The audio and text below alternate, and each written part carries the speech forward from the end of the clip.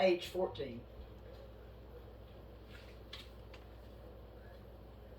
It's doing it. You have to talk. Oh, it is. Okay. Well, back in the day, I can't remember exactly how old I was. I'm going to say I was around age 14, and so was my cousin Diane. And we had a family gathering down at Sugar Creek, and we all went down there, including my father, and they were setting up camp, getting ready to cook, so they had a chainsaw going. And my father wanted to go out on the train trestle and shoot his gun. So Diane, my cousin, and I went out there with him. And since they were running the chainsaw back there at the camp, we couldn't hear the train coming until it came around the bend. And my father threw his gun down off the trestle, and he told me and Diane to jump.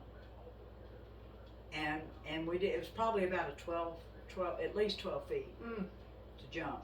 Far. And we did. We jumped down on the gravel. But my father, being as old as he was, and he didn't have the, he wasn't limber, he couldn't do what we did.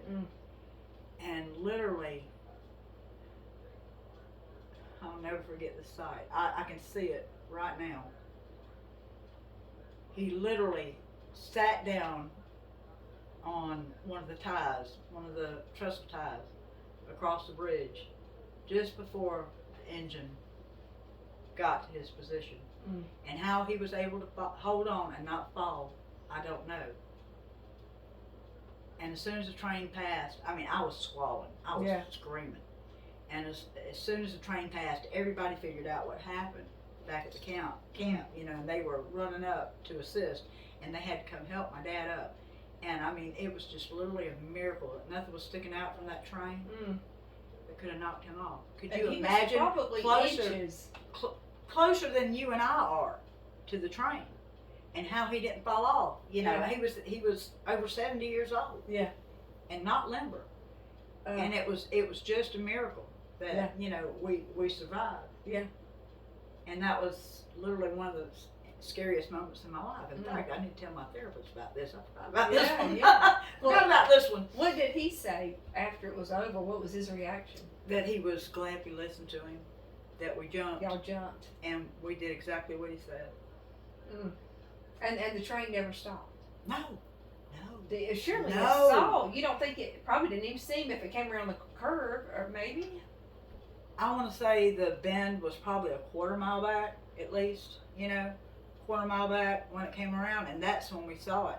And he knew we didn't have time to get across the whole bridge before it got there. Were y'all kind of in the middle of it? We were in the middle of it. We were in the middle of it. And there was no water down below? Yes, there was water down below, but they had, I don't know what you'd call it, the gravel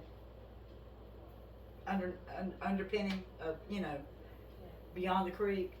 And that's what we jumped into. We didn't never jump into water. Into water. Okay. It had to land on the gravel, so that was painful. Yes. Yeah. It was. But to look up, I'll never forget that sight. Yeah. That's but terrifying. I can literally remember seeing him just sling down like this. I mean, sling down, because he couldn't just sit down because he wasn't limber enough.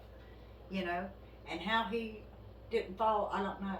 Was he sitting on the? He was sitting on the railroad tie. And just at the very edge. Yes. At the very end. Almost like you're, He's just trying to get as far right, away as he can. as far away as he could. And I mean, seriously, if there was anything sticking out from any of those cars, it would have gotten him.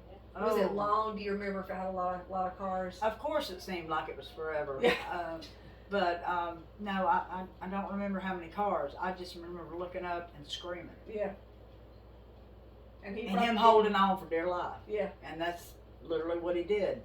And then everybody coming up. And I would really be curious to know if Jimmy, Bishop, of course Robert Dennis is gone, and some of the ones that were alive at that time. There. I think Jimmy was there too. Yeah. Yeah, we need to ask him. I would like to know if he remembers that. I really would. And how could you not? We'll ask him next time. I feel sure he had to be there. Was it